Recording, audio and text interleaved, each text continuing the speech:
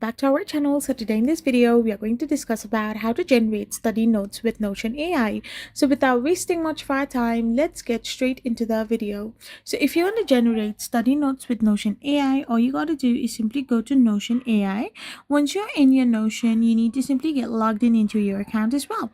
Once you are logged in into your account as well, you can generate study notes with Notion AI by using slash commands like slash AI for summaries, action items, highlighting text for AI prompts like explain or simplify, or using the dedicated Notion agent to build a whole study hub from a syllabus, creating questions and organizing notes automatically. Simply type slash AI to access blocks or highlight to ask questions, turning raw lecture text or documents into organized, interactive study guides with summaries, quizzes, and action plans.